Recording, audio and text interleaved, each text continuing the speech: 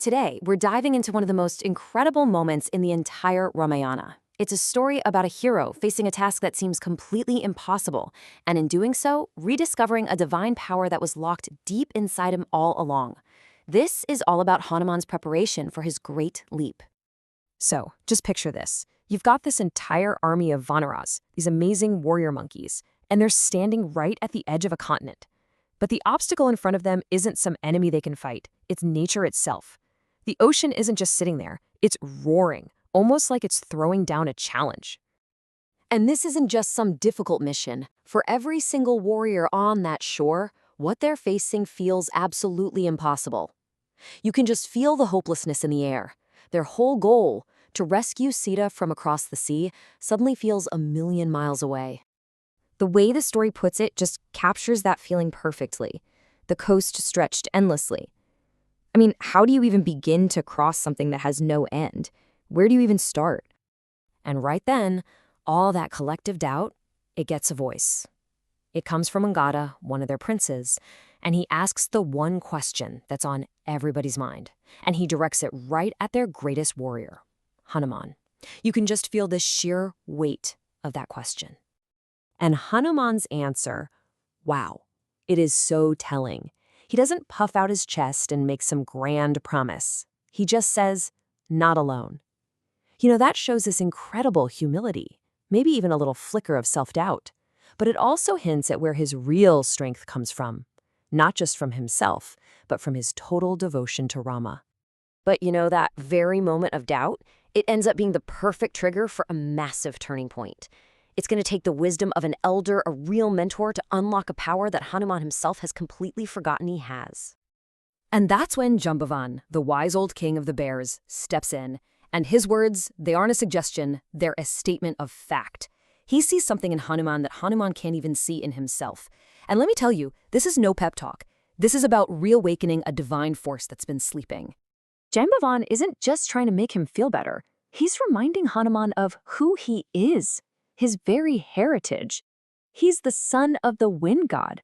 Flying isn't something he needs to learn. It's something he just needs to remember. It's literally in his blood. And boom, with that final command, the weight of the entire mission is placed squarely on Hanuman's shoulders.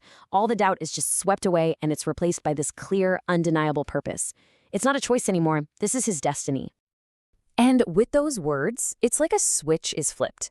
That external reminder from his mentor sets off this huge internal shift. So now we're moving away from the doubt and into a story of a great awakening. I just love how this part is described. It's not just a memory popping into his head, it's a forgotten fire. You can almost feel that warmth spreading through him, burning away all that uncertainty and replacing it with this raw, glowing power. And what happens next is just spectacular. That internal fire starts to show on the outside. This isn't just a change of mind. We are watching a complete and total divine transformation. So what's the key that unlocks all this incredible power?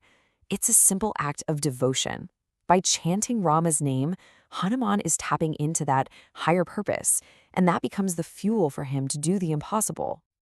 And the change isn't instant. It's a process. First, his muscles just swell with this divine energy. Then, his entire body starts to stretch, growing to this colossal size. An aura ignites around him, literally brighter than the sun. And finally, his power becomes so immense that the very ground starts to shake under his feet. So the transformation is complete. The doubt is totally gone. The power is wide awake. Everything, the words, the memories, the devotion, it's all led to this one single monumental moment. Just listen to the difference in his voice now. The quiet uncertainty from before, gone. This is a thunderous roar that echoes right across the coast. His purpose is crystal clear, and he is declaring exactly what he's about to do. To make a leap this huge, you need a launch pad that's worthy of a god, right? So he climbs this massive mountain, which now looks tiny beneath his giant form. He's literally positioning himself between the earth and the heavens. And as he gathers all that power for the final push, the world itself just can't handle it. The mountains, these ancient symbols of strength, they actually tremble before the force he's about to unleash. The scale of this just becomes cosmic. His sheer will is so powerful that the sky itself literally makes way for him. This is way more than a physical jump. This is an event that is bending the elements around him. And after all that incredible buildup, the action itself is just one simple, powerful word. He soars into the sky like a living comet made of pure light and devotion, and begins his journey across that impossible ocean. But of course, this unbelievable act of faith isn't the end of the story.